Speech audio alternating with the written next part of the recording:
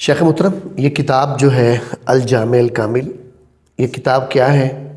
اور جو ان کے مصنف ہیں ڈاکٹر محمد عبداللہ اعظمی صاحب، ان کی تھوڑی سی حالات زندگی بتائیے، اور یہ کتاب ہر مدرسے میں کیوں ہونی چاہیے، ہر محدث کے پاس، ہر بڑے عالم کے پاس، ہر مفتی کے پاس کیوں ہونی چاہیے، اس پہ تھوڑی سی آپ روشنی ڈالیے۔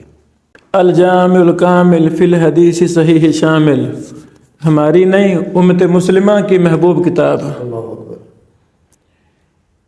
اس کے اندر 16,546 احادیث صحیحہ جمع کر دی گئی ہیں، یعنی کوئی حدیث جو صحیح ہو اور الجامع الکامل میں نہ ہو، ایسا نہیں ہو سکتا۔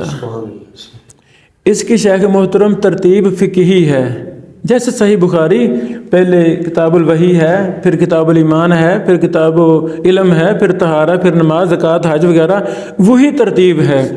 یعنی فقہی ترتیب پر یہ کتاب ہے، ابواب بندی ہے، ہر باب کے تحت ایک حدیث بخاری کی ہے تو دوسری مستدرک حاکم کی، تیسری مسند احمد کی، چوتھی طبرانی کی، پانچویں ابو داؤد کی۔ سبحان اللہ!